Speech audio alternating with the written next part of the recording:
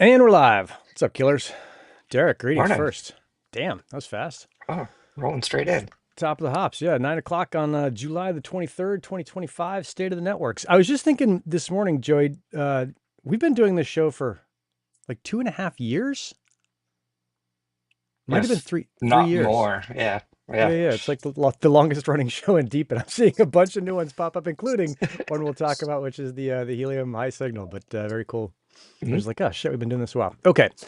Top of the hops here. Let's see. Onocoy is the big news today, or yesterday, day before. They launched the Ono token. So you can trade that on Orca if you're into that thing. Crypto is dangerous. Be careful with what you do, but very cool to see that. Those guys are clients. So Max and I have been behind the scenes there watching that whole thing and helping a ton with that. That's been super fun to do. All miners in Onocoy land are now getting Ono instead of Bono. You can switch your stuff out, but there's a reason not to. Go read about it on the site. In anyone land, they started minting, or they allowed the minting of .anyone names. So I don't know if anyone remembers this, but back in the last crypto bananas phase, there was this whole thing with Unstoppable where you could mint these whatever names, .x, whatever it was.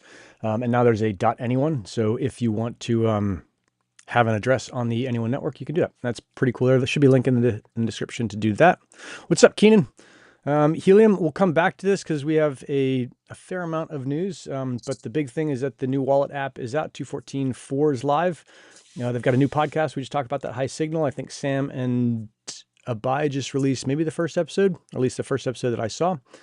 And then we'll talk a little bit about the top secret project known only as Welcome Packs right now. The semi-top secret project. Helium is worse than me at keeping a secret. All right. Let's see. Hivemapper. What's going on there? So swarm consistency. I don't know if this was something they're just laughing about or something that's kind of cool, but it does make a lot of sense from the deepen world is that you just wait until you have a ton of independent agents kind of, and not agents in the sense of AI, but agents in the sense of people confirming the same thing. So multiple bees confirming lots of different attributes, and then they have put out a shitload of bursts. So if you're a Hivemapper bee mapper, looks like it's a pretty good time to be collecting those things. In let's see, Wi-Fi data. I didn't see a bunch new there. They're just doing a bunch of publicity stuff. I think they're doing these spaces today at noon my time, so in about 3 hours. In Demo land, the Road Racer app, Road Racer game went live in the base app, formerly the CoinBase Wallet. So cool to see those guys just delivering and shipping as much as they can. Wingbits is looking for a new name for their community. They don't know if they want to be called Wingnuts or Wing Blizzards or whatever. Bidians. You guys figured out what you want to do. I'm sure they'll run some contest on that and probably give away a station to whoever names it. Spexi was actually just in San Diego. We talked about this a little bit last week at the ESRI conference, which I think is a geospatial bunch of nerds getting together there, and they were reporting that what everyone who came by their booth was psyched on was the fact that they had fresh and high res data. So that's just, I mean, that's kind of what we expect out of Deepin is the deliverable of like, hey, you can have what you want right now where you want it, as long as there's a station there or a drone pilot there. But pretty cool to see that. And then WeatherXM stepping into the gap of, I guess New York City or New York State weather system got $3 million pulled from funding. That's political stuff. So that deals with President Trump. I try not to get into that stuff in this podcast, although I feel like I have strong, uneducated views, which is why I try not to get into that. But pretty cool to see WeatherXM capitalizing on that and saying, hey, there is still weather data there. We are not going to take our stations down. So that was pretty cool to see. In MeteoScientific, we put out a new podcast with Orna Brokar, the guy who founded startup ChirpStack. That was kind of fun. I would have liked to done like an hour or two with him, but I want to make all those Mhm. podcasts 15 minutes. So we only just touched on two things, which is what's tough for beginners and then what is next in ChirpStack. As I said, I'll try and get him back on. And I've got my own top secret project in ChirpStack coming. So that should be fun. Let's see. What else have I got? And then Flywheel Systems, last thing down at the bottom right of my screen. Kevin crushing on all of the imagery for this show. And also, he's doing a ton of installs. In fact, he won't be able to watch this show live, which he usually can, because he's doing an install. And that's the deep in news. 9:04. We did it in 4 minutes. We used to try and aim for 10. Now we're down to under 5. Yeah, he really smoothed that whole process down. Yeah. I Yeah. just saw Kevin on Twitter. He's got his helium bag and he's out doing something. So Getting yeah. after it. All right, tell me Yep. about spill the beans in this. What do they say? There's like spill the tea. There's all kinds of like cool guy ways to say tell me your secrets. What's going on with this Right. welcome pack business? Um, okay. So I think the way I'll pitch this is folks like you and me probably don't consider ourselves like big deployers of No. Helium hotspots. Like when I think big deployer, I think the mobile working group. You got your like Macon Banks and all these people out there, and they're going restaurant to restaurant and just like locking down deployments, and that's killer, right? Like they're covering a lot of ground. Yeah. Um, but Yeah, it's they're serious about it. I'm just like a half-assed deployer where I like go in a coffee shop, like, oh, hey, I think you guys could do something cool here. You guys want to try it out? yeah. Um, and so like those people are awesome for the network, but like I will part of what we're trying to do here is like how can we enable the folks like you and me to be more empowered to go have those conversations. Yep. And so one of the things, and this is Noah on the protocol team has had this exact same experience. He's like, there's a coffee shop down the street from me. They have terrible signal. I've got a hotspot in the back of my car, but I just haven't worked up the courage to like go have this conversation with them for whatever reason, right? Sure. And so the reasons he isolated here is like I could go have that conversation. I could probably totally convince them to set it up, but like now I have this like, how do I split the rewards? I don't want to have to like do all this contract stuff. I just want it to Yep. be on chain. He's super Solana native, right? For him, the world is like on chain. Yep. Um, Yes.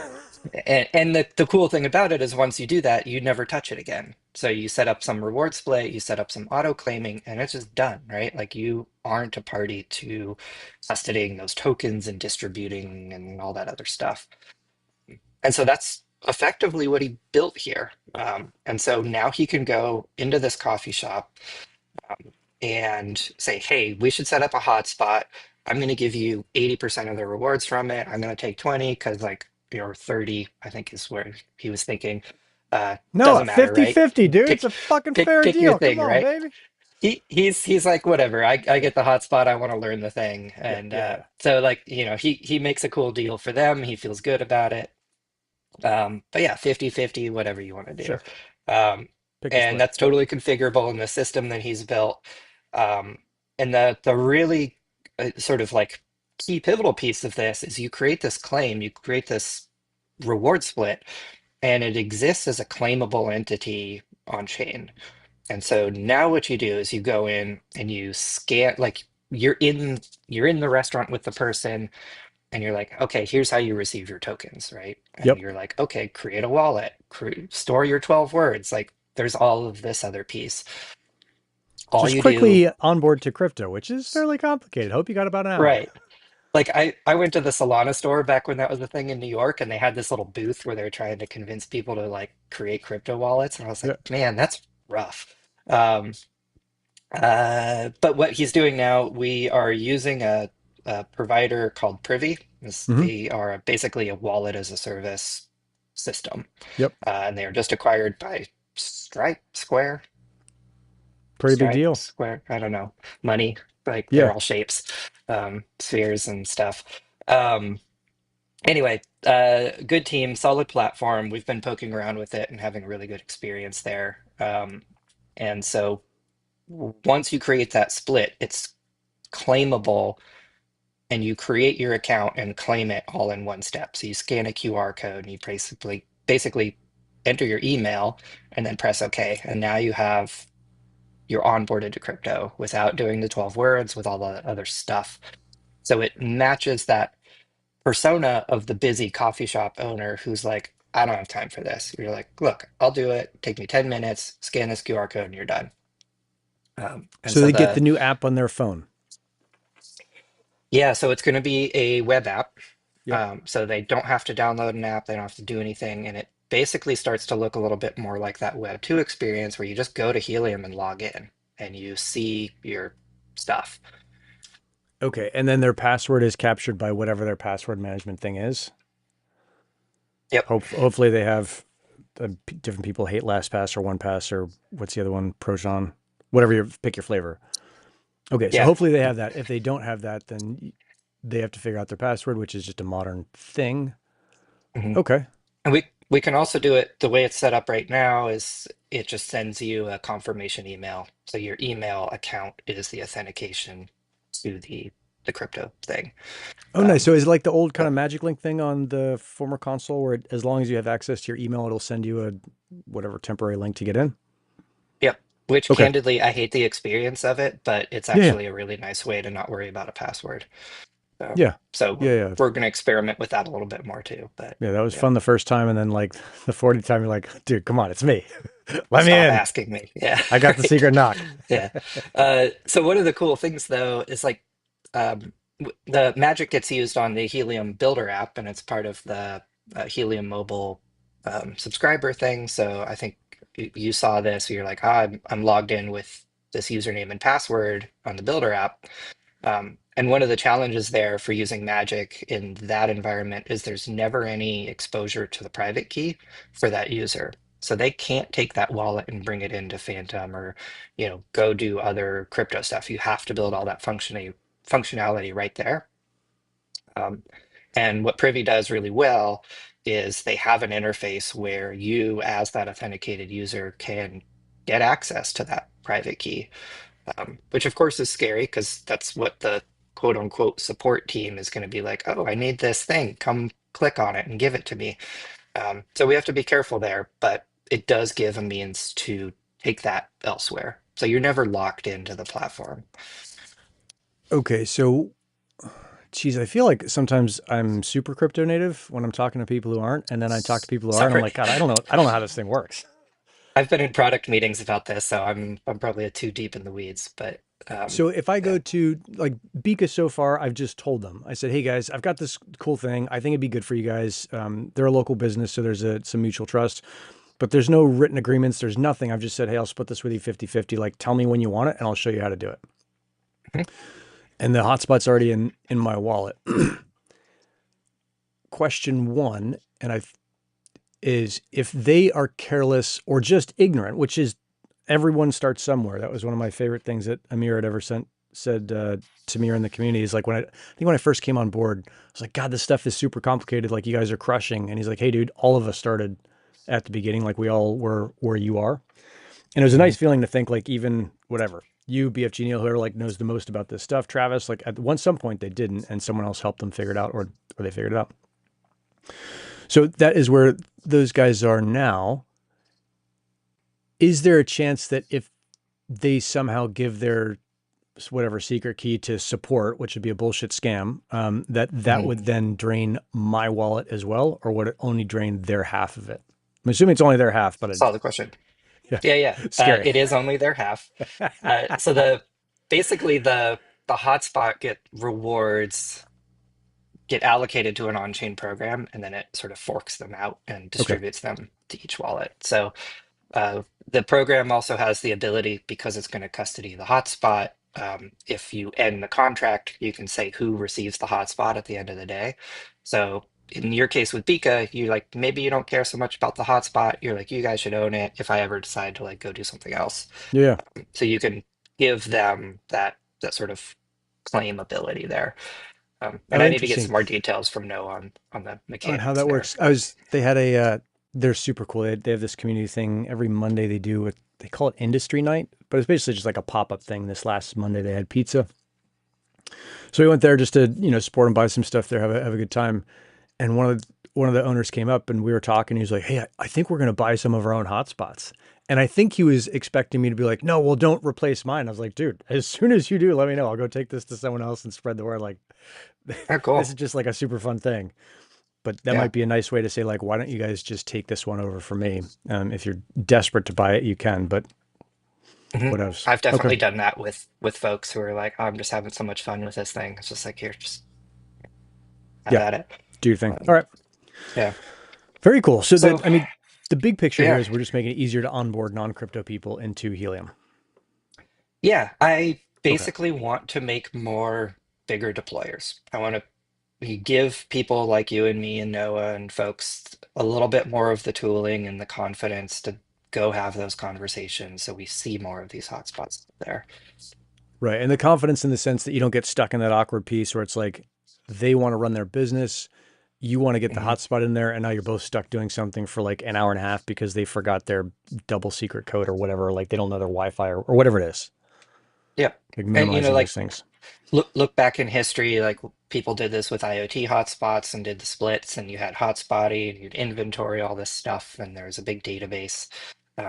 And fast forward today, you could effectively do that same arrangement, but everything's stored on chain and you don't have to maintain it. Got it.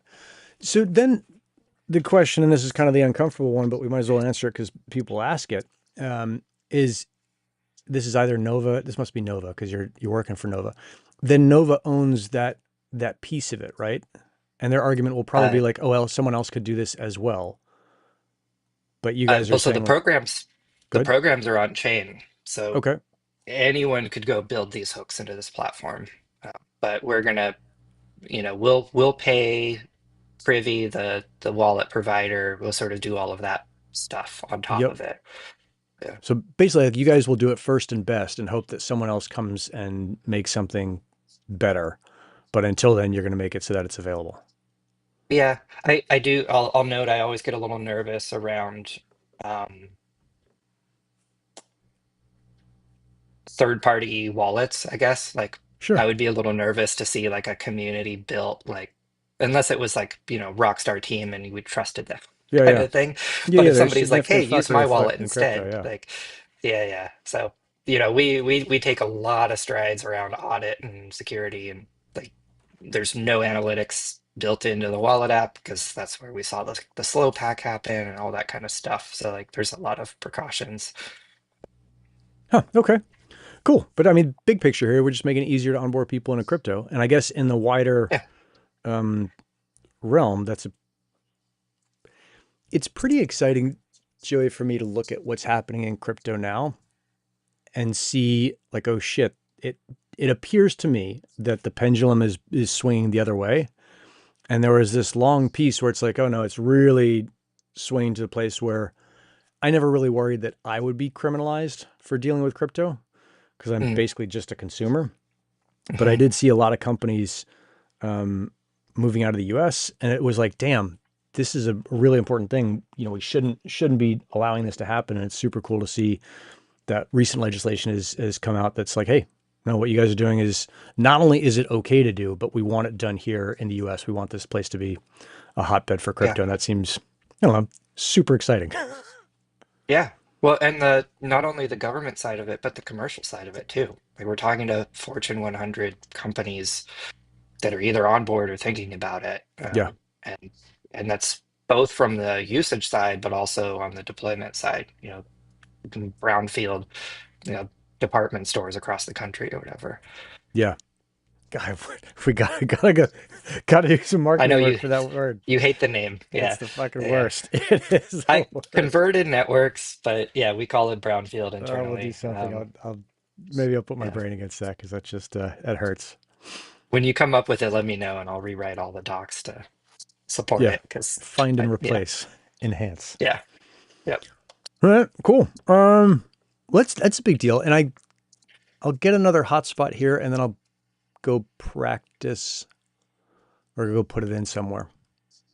I think is a piece, and there's Yeah. a couple like assets floating around online of like how to talk to business owners and how to pitch them on it and what to say. I know JM has been super good about that, and I think does Helium have something like this, or is there a grant for this? Like, what are the assets available to There's a people? Helium. Like Helium.com, how to See, deploy or grab something? that. Yeah, if you go to like helium.com business sales tools downloads, uh, Okay, there's some little flyers and stuff you can play with. I'll drop this in our chat. cool. Let's see if Um, I can get my. and most importantly, there's a little like request assets thing. So you can Mm-hmm. basically say like, hey, here's what's working for me, here's what's not, here's what I need. And it Helium.com goes mobile into, downloads. Okay. So I'll put this in the chat so that it's there. but I just saw like yesterday, I think the guy Source Ship Sell was putting together like a whole deck that was explaining his process. So it's super cool to see people sharing their various approaches and mostly understanding and rallying around this idea that like you really need to get these into businesses. Yeah. That's Yeah, funny. yeah. And I think the other piece is because I'll talk to folks all the time. They're like, "Oh, I'll put a helium hotspot in my house." It's like, no, no. There's these requirements that make it so that it's a good place, and then you have this. Funnily enough, you have this conversation about telecoms, which is something that surrounds everybody, but almost nobody knows about how it works. Other than that, you push a button, you're talking to your mom and across the world. It's Yeah, just yeah. crazy. It's a lot of magic in there. But Yeah, I had a super cool convo with Mugi a couple weeks back about just the IoT side of the network, and it was so complex. And he said people are they get upset that it doesn't work. He's like, it is a miracle that it works at all, and that it works as well as it does is pretty impressive. yeah, but I give a lot of credit to Mugi and Pierre and team for putting together almost like the perfect infrastructure around that so that it is pretty pretty rock solid. Yeah, yeah, yeah. It's a rad thing. Let's see what else I've got a project that is. I mean, I've talked about it before, so I can talk about it again. It's a nerd project. Has a little bit to do with helium. And maybe I'll run it by you to see if you or someone watching this can save me a ton of time and money because the thing already exists. So a while ago, I got one of these buttons, the little mile site, whatever it is. There's a bunch of Yeah. different flavors of this. There's the rack button, the 4 button. There's the Mhm. little buttons on the T1000s. For I me, got the Dragino one somewhere. yeah, Yeah, I got there's a a Dorito one that looks T1000 actually here. very similar to Yeah. this. So Yeah. my thought was there's a local restaurant here that is fantastic. They're trying to get a Michelin star. They want to be the first Turkish restaurant to get a Michelin star. It's called Bosfro. If you're in San Diego, go there. It will not be the cheapest meal you ever have, but the food is fantastic. And funnily enough, they don't really need this service that I'm offering because their service is good. They're serious about it. But it's the kind of restaurant where I don't know how many tables are in there, 30 or 40. And so my idea was that they should have one of these buttons basically attached to every table or a button. Maybe not this one, but this would be easy to walk in and show them. And when Hmm. they get busy, if they're if you're sitting there and you're like, "Hey, my server hasn't been here a while," instead of doing the like, "Hey, waving across the room" thing, you would just hit a button. And in the back of house, there's a board that I'll build that's got a bunch of LEDs on it.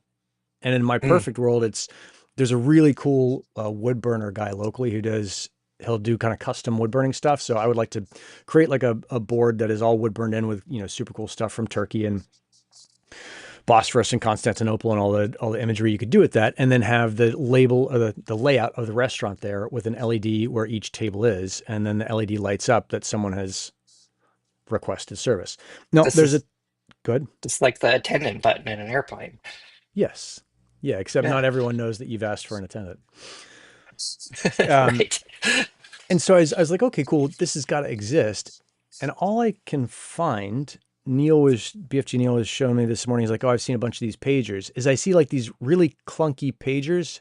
And I think most of us have had those at restaurants where like you pick it up when you order your food and it buzzes when your food's ready. Yep. This is more direction the other way where you're like, hey, I want service or something is wrong. And you hit this little button, sends it out over LoRaWAN. So you have to put a gateway probably on site just to make sure. Lights up the LED in the back. And then I started thinking about it. I was like, this could be super cool for lots of different things wherever you need what I think of as like a physical dashboard. Hmm. And so the easy way to do this would be to buy the button and then program just like a little iPad app. You wouldn't have to build the LED drivers. You wouldn't have to build the rest of that. So Keenan says we have the sushi restaurants, have them in sushi restaurants. My brain was going to Japan. It feels like a total fit for something like that. But anyway, yeah. Yeah, Yeah. so I started thinking like, okay, this would be cool for restaurants, and there's a couple restaurants here locally where the service is slower than I'd like. Food's really good. I like going to them. We can walk to a ton in our neighborhood. Neighborhood's rad, but I think they could use a little bit of technology like this and help them. So like, oh, I'll just go buy the board. I'll piece this thing together. Like clearly, this thing has to exist. I haven't found it, Mhm. so I think Hmm. I'm just going to build the thing myself. Um, and then fuck around and have people use it. Yeah. I I like the idea of the physical. I mean, we know that. Like I've already talked about my sauna thing, right? Yep. Like there's this glowing light in my living room that tells me my buddy's sauna in San Francisco is hot. Yeah. Um, but taking that further, like thinking to airplane gauges and knobs and tubes and industrial stuff, right? Like you can, all of those things mostly just run on some millivolt signal. And so you can pulse width modulate or whatever to emulate that. Um, I guess you could do a digital audio converter too, probably to make them do stuff. Um, Yeah, there's a but ton. So I started yeah, thinking like, okay, restaurants are pretty straightforward because you just put the little button on the table and, if it ends up being something they want, you probably want more than like a red and white button that says mile site on oh, it. totally. Yeah. Yeah. Yeah. So you build a little button that's just like on the table and they click it, and you got to think about kids who are going to fucking smash that button every 10 seconds or they're going to spill their sippy cup on it. So there's like lots of things to think about. Mhm. Although I do think there's a cool version of this where it's like like a detonator button on the movie where you flip the cover off and then you push the button. And Well, maybe there's something actually, like, the easy way to go there would be uh, you press the button and then it's just a fade of that light. So you see like a pulse on your yep, physical map, or you see like a 30-second countdown. So you know how long that table's been waiting. So you can press it as many times as you want, but it's an auto reset. yep. So you don't have to like clear that. Yeah. Yeah. And I mean, there's certainly like things to think about there. And I thought about if all these are RGB LEDs, you can do them in any color you want. And then if Hmm. just think about it a little bit, you can program to do whatever you want. So maybe it, blinks at first. In the first 30 seconds, it blinks every 2 seconds. And then the second 30 seconds, it blinks every second. And then the third 30 seconds, just starts blinking faster and faster. Like Yeah. there's a bunch of different visual cues. There's a whole book on how you transmit visual information that's long been a favorite of mine. In any event, I was like, okay, restaurants are kind of cool, but restaurants can be low margin businesses. They seem like it's a lot because you walk in here and be like, oh, $40 for this steak. I could buy the same steak at Whole Foods for $39 Hmm. or whatever it Three is. people aren't going to prepare it for you though. So Yeah. yeah. Yeah. Um, but there's not a ton of money in restaurants. So it'd be more like a fun thing to build for a local restaurant where I know and like the owners. But then I started thinking, okay, you could deploy this physical dashboard idea anywhere. So you go to even to like a local hospital, especially smaller hospitals that aren't super like savvy, and you're like, hey, you guys have a ward. You can put Hmm. one of these physical dashboards that's maybe 20 inches by 20 inches at the nurse's station. Put a button in every room. You don't need to run any wires. You don't need to do any other crazy shit. You can, if you want, you can keep all this stuff on site. And Hmm. now you've got this pretty sophisticated system that not only lets you know when a patient has a problem, it also lets you know because you can log all this stuff. And it's not just like, oh yeah, the button went off one time. It's like, man, every time, Nurse Nancy is on station, like, God, it takes her forever to get where she's going. And it maybe that Nurse Nancy or Nurse Peter or whatever it is super good. And so they take their time with each patient and it takes them longer. But you start to be able to notice trends in the business. And it's the same thing for a facility. If you're like, oh, I could just have a physical dashboard that shows me lights when the doors are open. So I know that bay door 7 is always open Mm. and it should Hmm. be closed most of the time. So like, why is it open all the time? Parking lots, right? Like Yep. whatever. Yeah. Yeah. Yeah. Same time, like a parking lot. And this thing, the idea that I have is that it does up to 50 LEDs. So I think it's got to have 150 channels because it's RGB each, and probably I'm sure there's other like hardware bullshit in there. But it's like a super fun project to think about. Um, how much how can you help people understand their world better with a physical thing rather than a dashboard that is online? That is, I think Thomas at Tinkard has said, like, nobody looks at dashboards. It's like, well, they Yeah. do if they're real and they're in their face and it's very simple. Well, and what I found with my sauna thing is like I see the physical and then that pushes me to the dashboard. I'm like, Yep. oh yeah, when did that start? What's the status? Like all that kind of stuff. You dig more that way. Yeah. I'll tell you this other thing. Damn it. This stupid thing is not letting me make this big enough. There we go. Okay. The E is using the button on the nurse restroom and on call. Yeah.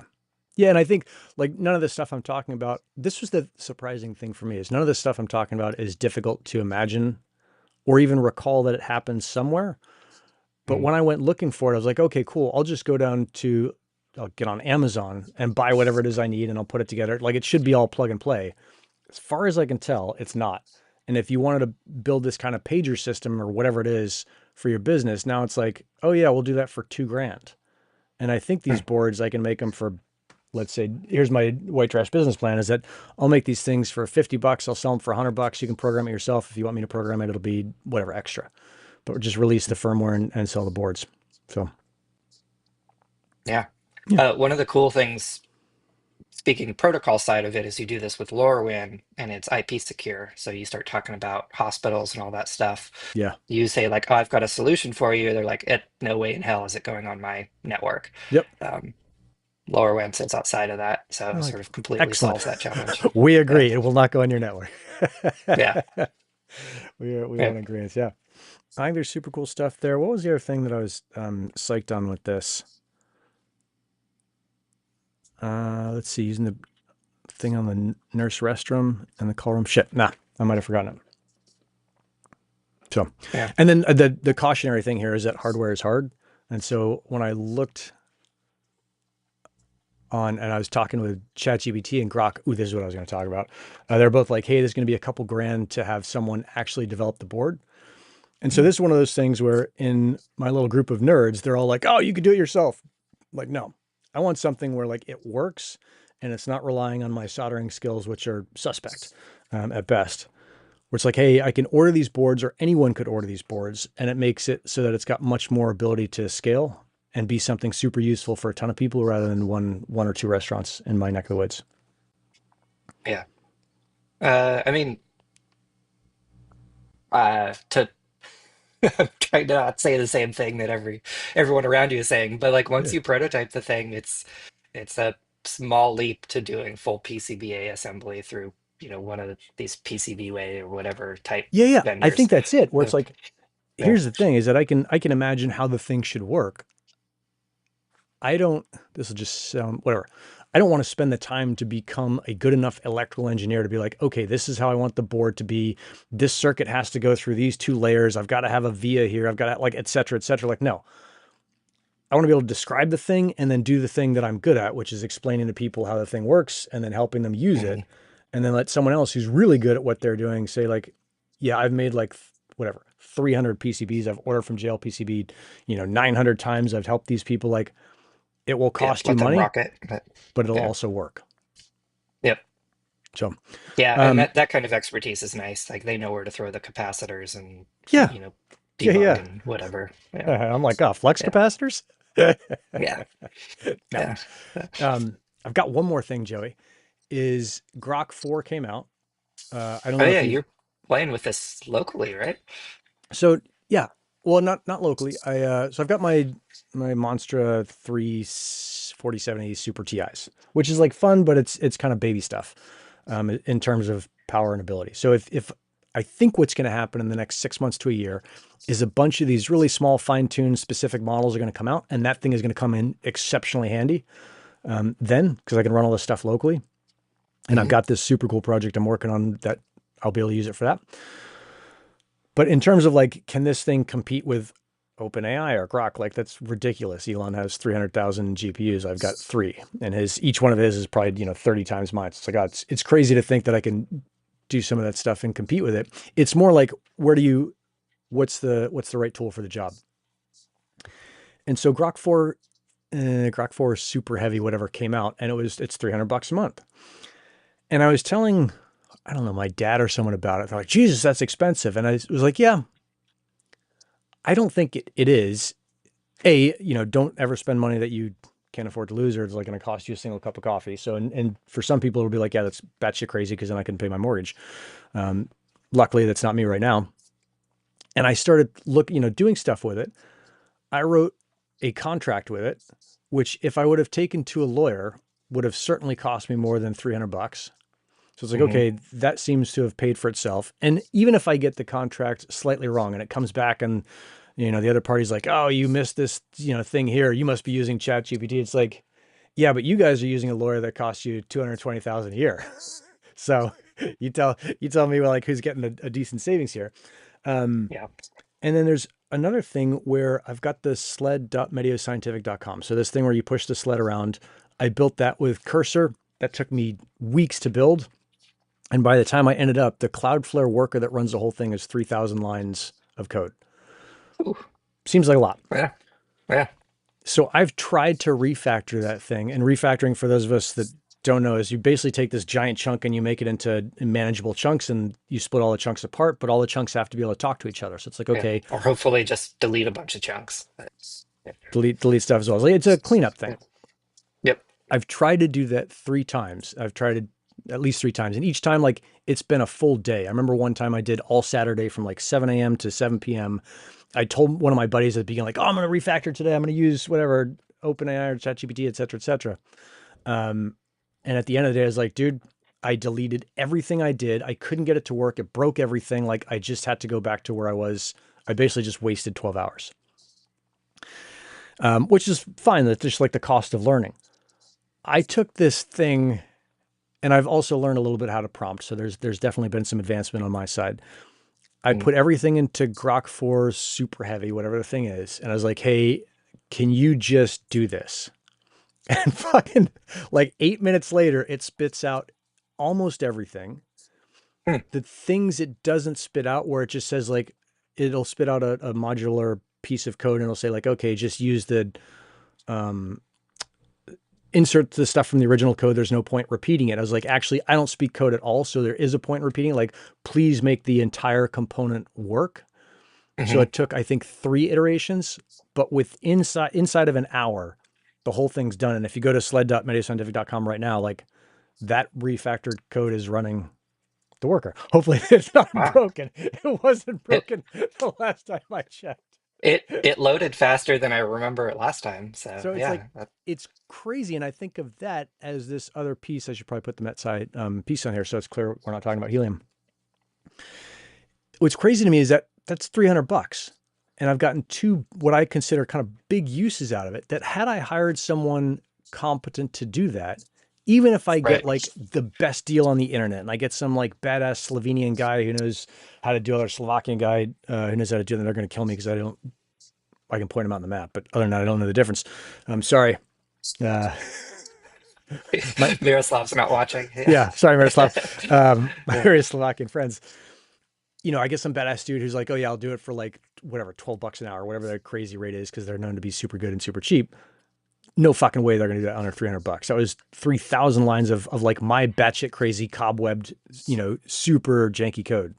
And Yeah. no way they're done in an hour. Like the ability for people to get things done now is starting to really accelerate. Very cool. And so this thing took basically one mono file, probably with some associated other, manifest stuff or whatever in there. And then it was able to break that apart and deliver you, what was this, like a zip of all this stuff, or was this like a bunch of files that it listed out?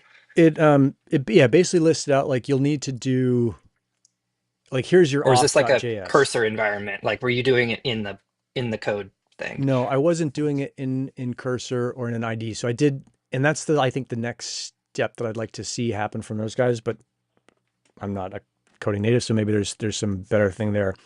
But I just took one of the important things I found is that you have to give the thing enough context. So I took like, hey, here's my Cloudflare worker file.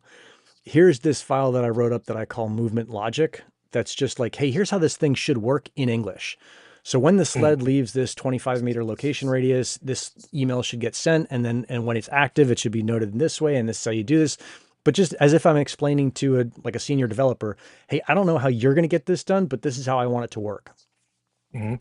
So I gave it that file. I gave it the Cloudflare worker. I gave it a couple other things. Here's the database schema. Like here's what the database looks like. There's one or two other things that it needed, like in order to kind of understand how everything worked. And then it thought for whatever it was, 7 minutes or some ridiculously short amount of time. And then it spat back and said, okay, cool. We're going to break it down to this. Create this folder, create a new workers folder. In it, put index.js, and then put another folder called modules. And then here's what you want to put in modules. And it just spit out the code for each one of those things. Here's auth.js, here's Cool. delivery.js, whatever, et cetera, et cetera. And I just copied and pasted those in. And then when I had questions, I was like, hey, it looks like you just skipped a bunch of stuff on delivery.js. Can you provide me the full and complete code for that? And it would be like, yep, sure. Mm. Amazing. It Yeah, is super cool. fucking Yeah. insane.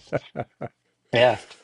Um, well, I'm gonna have to give that a try, I think. I've kind of disregarded Grok because it's just, to me it's the Twitter bot reply guy Hmm. basically. Yeah. But I know there's more to it and I haven't dug in there. But And if I looked at it and I was like $300, I was like, I've got ChatGPT, like I'm good.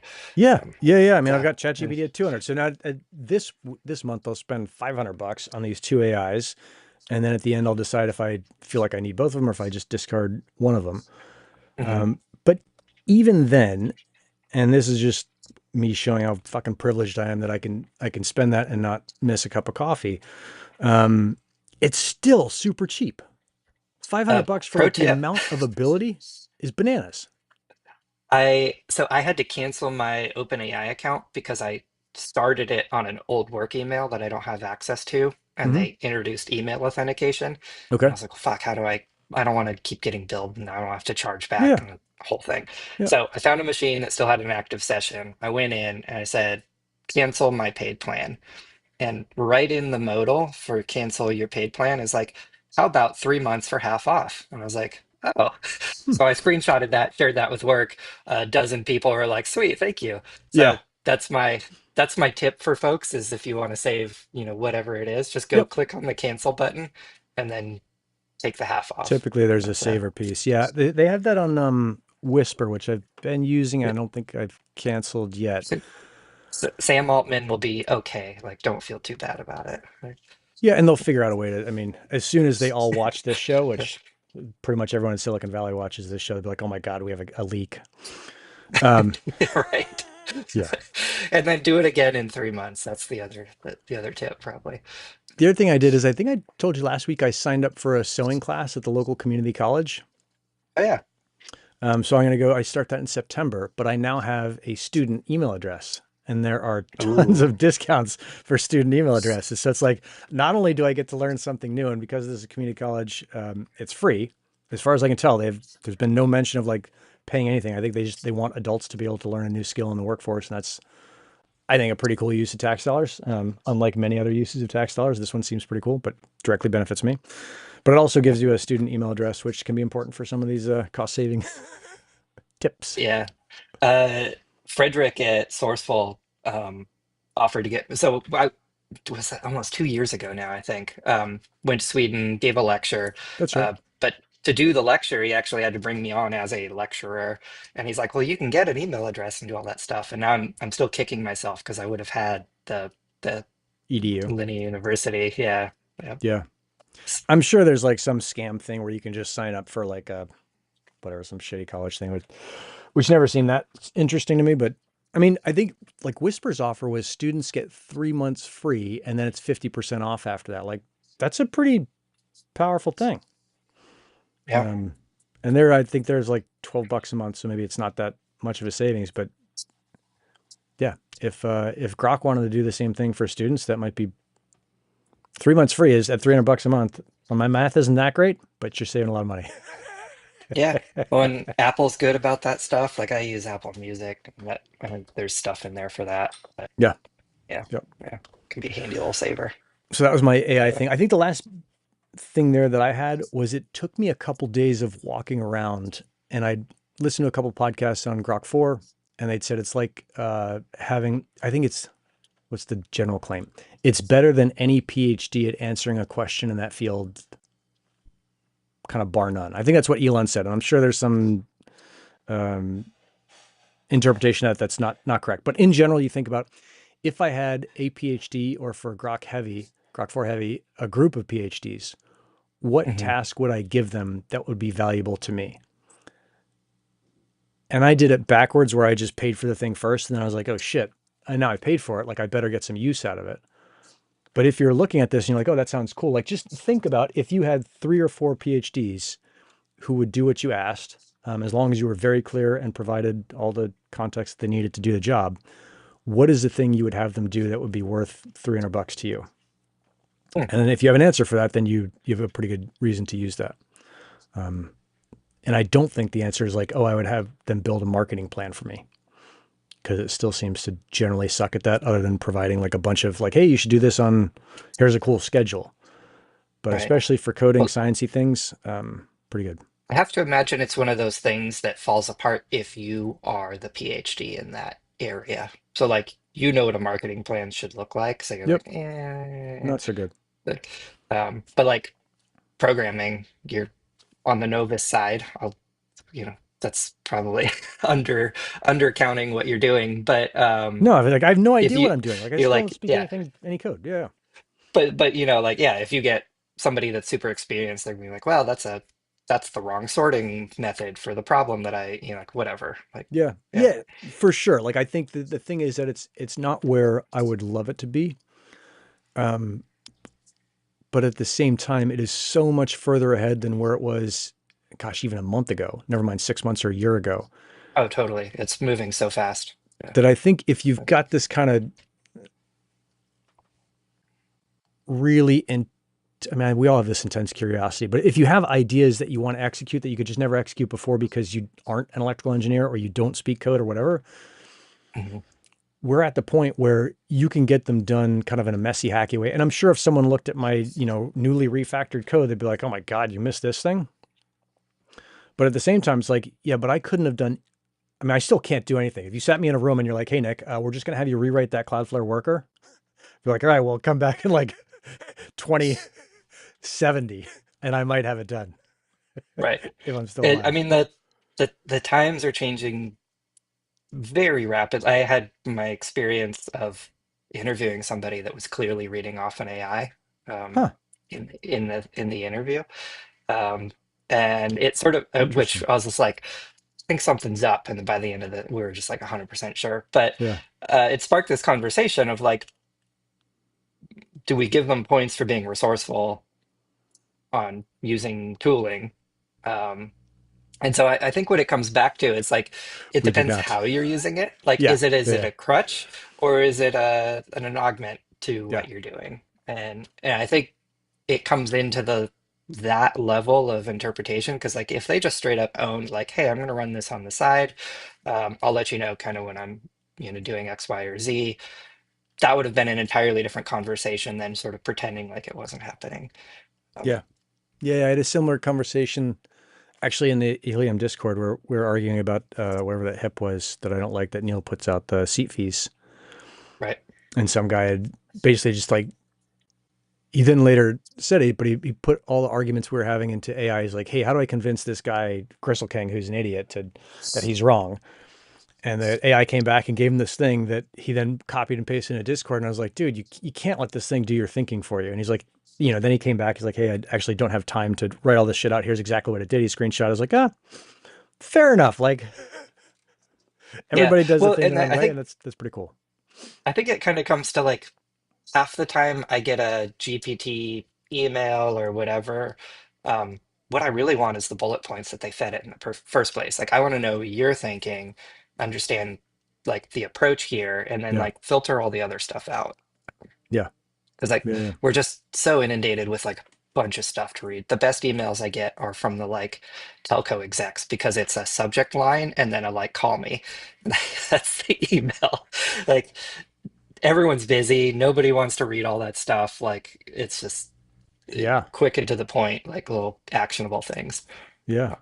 Yeah. Yeah. I've been writing emails a long time and like an email that takes 20 seconds to read that's good probably takes like 40 minutes to write. Yeah, Where it's like yeah, if you want someone to be like instantly get what you are trying to communicate and then act on it, those are not easy to write. yeah. I think I made my camera angry. Yeah. Uh, uh, All uh, right. uh, Well, that's uh. probably as good a place as any to to stop as you fade out in the blur land. Yeah, yep. So ripping. Oh, I think it's waking up again. Oh, there it goes. All right. But yeah, I should actually stop a little early because speaking of telco people, like it's my next call, so I'll give All right. myself a couple minutes. Get Uh, after it, dog. Let's see what's Jay yeah. saying. No Okay, M M dash. Don't give away dashes. the secret on the M dashes. That's the dead giveaway. Is it? What's Although an M the dash? funny so if you press Command Shift minus something, I don't remember. Okay. Um, it'll type an M dash. I think that just made all my text small on the browser, but um, there's a dash and there's a M dash is the longer one, and almost Huh. nobody types those longer ones except people that were GPT. graphic Oh, designers it's like a like double me, and I dash. like to use an M dash. Yeah. Um, Oh yeah. there's three common dashes. There's an N dash EN, and then there's a dash, right? Huh. And they all sort of have different purposes. Uh, But anyway, Hmm. M dash All right. is good dead giveaway. Fucking A. Good combo. We covered all the deep and stuff in 4 minutes and then talked about the rest of the world. Super cool. Yeah, good stuff. Yeah, more will be coming on the Various welcome Helium pack welcome and pack things. Yeah. stuff. Yeah, smaller part of a much bigger story, but we'll get there as we get there. All right. Love it. Thanks, Jerry. See you next week. All right, later. Peace.